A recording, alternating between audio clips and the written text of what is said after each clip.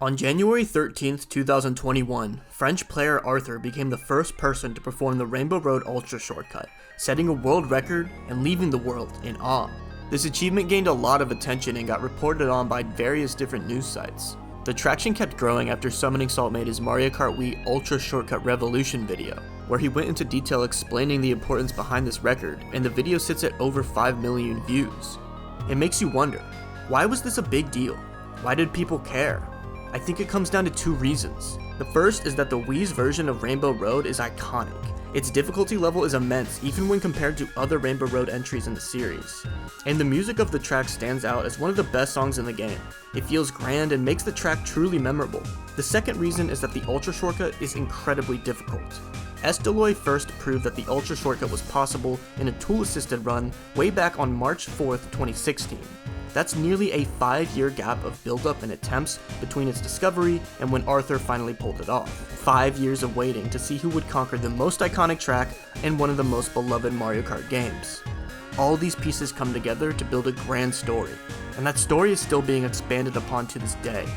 The discovery of the Shooting Star Wall clip, Danny Boy setting the first 2 out of 3 glitch run, and now the final goal has been set. Who will get the first 3 out of 3 glitch run? It seems like when that happens, the story of the Rainbow Road Ultra Shortcut will be complete. But as you can see, there's a giant piece missing that got swept under the rug over a decade ago and was long forgotten. This is Rainbow Road's original Ultra Shortcut. I got this. I got this. Okay. Come on! Oh, I got over! Dude! You on it first! Dude, I got it! I freaking got it! 26-second level, oh my gosh!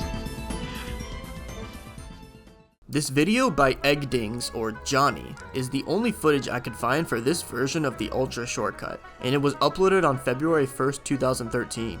Much of this game's history has been erased due to websites and forums being lost in time, so this might be the only proof we have of its existence. The shortcut was originally discovered by Mr. Bean 35000 VR. He's probably one of the most important members in the Mario Kart Wii community, as the creator is CTGP, and he's one of the main reasons why people are still able to play to this day. It was mentioned in the video that the shortcut was found just a few days prior to the upload. That means this method of the Ultra Shortcut was discovered at least 3 years before Estaloy released his Taz video. But why did it take 3 years to do basically the same Ultra while using tool assistance? And why was this method never implemented to get a world record much earlier? Let's take a look. As you can see, he places a fake item box or a fib close to the finish line. He hits the fib to get over the wall and fall off the track, but he makes sure not to pass back over the finish line. The game respawns him behind the finish line, he goes back to hit the last key checkpoint, and the lap counts, he gets a 30-second lap time. So if you don't understand how this or any of the Ultra Shortcuts work, I'll explain it quickly. Ultra Shortcuts are possible due to exploiting the checkpoint system in Mario Kart Wii. Here's the checkpoint map of Rainbow Road. The blue lines are mostly unimportant and help the game determine where you respawn if you fall off. The green lines are what we need to pay attention to.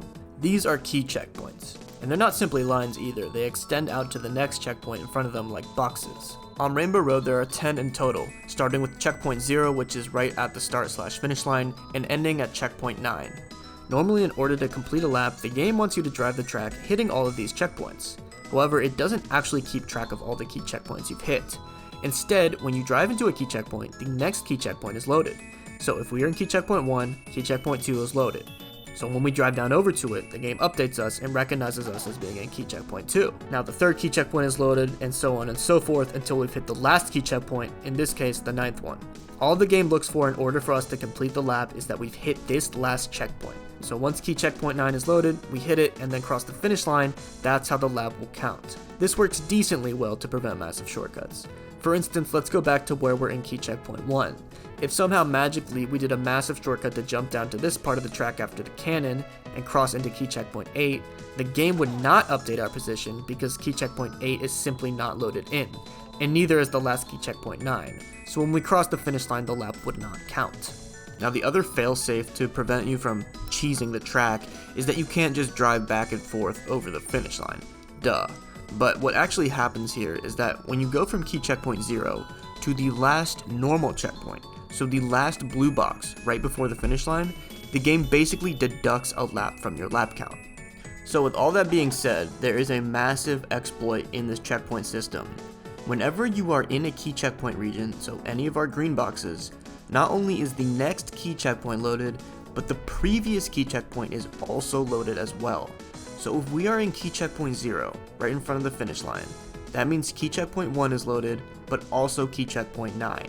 So if you can do a crazy shortcut and get to that last key checkpoint 9 without driving backwards over the line and hitting the last blue box, the game will indeed update our position as having hit the last key checkpoint and the lap will count. And that's the basics on how every ultra shortcut works. You go from key checkpoint 0 to the last key checkpoint on any track while managing to avoid the last normal checkpoint right behind the finish line, and the lap will count.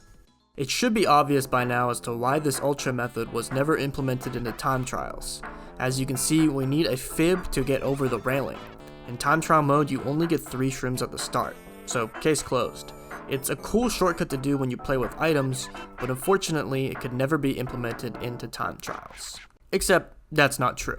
See, this fake red item box is a red herring. The real reason that this ultra could never be done in time trials has to do with the respawn points in Mario Kart Wii. Depending on your position in a Mario Kart Wii room, your respawn point will be slightly altered. In a private room, you can see before the start of the first race. In this case, I would be in 6th. In a worldwide, you can see what position you're in right before you select a track. In this case, I'm in 7th. It should be noted that your position in the room and the position in which you start the race are not the same thing.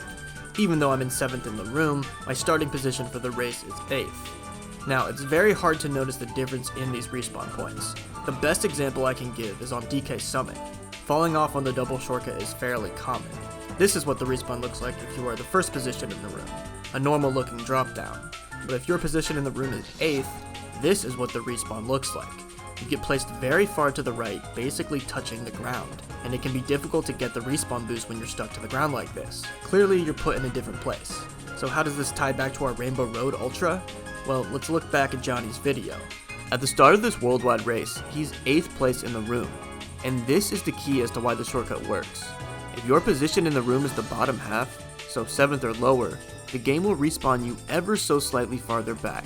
But if you're in a top 6 position in the room, you get respawned slightly further up, far enough forward to touch that last checkpoint. Remember, if you go from that first key checkpoint 0 right in front of the finish line to the very last normal checkpoint in any way, it will basically deduct a lap from your count. And this is what happens for the top 6 positions. This method of the ultra shortcut only works if you are 7th or lower in the room. That's the secret. That's why you can't do it in time trials. Respawning behind the finish line is actually quite easy in time trials, but you will always respawn as if you were first position in the room, so you are never far back enough to avoid that last checkpoint. This method of the ultra shortcut is only possible in online lobbies when you're in the bottom half of the room. That's a massive restriction, but think about this also. The shortcut was discovered in 2013, and only a year later Nintendo Wi-Fi discontinued for the Wii and DS. That's only 1 year of people being able to learn about it for themselves and have fun with it in worldwides. Even after that shutdown, Mario Kart Wii still has a custom server that people use to play online to this day with Wi-Fi. But to create a better online experience, ultra shortcuts don't work. So you can't just hop onto the Grumble Volcano Rock to cheese wins anymore. It's sad, I know. The only way to do this method nowadays is to enable ultras in a CTGP setting and open your own private room with more than 6 people. Or if you're like me, you can cheat to automatically change your respawn point. That's why this piece of the Rainbow Road Ultra shortcut is so forgotten. There is only 1 year of people being able to actually do it online, and that was a decade ago. And nowadays you can't do it at all without a specific setup.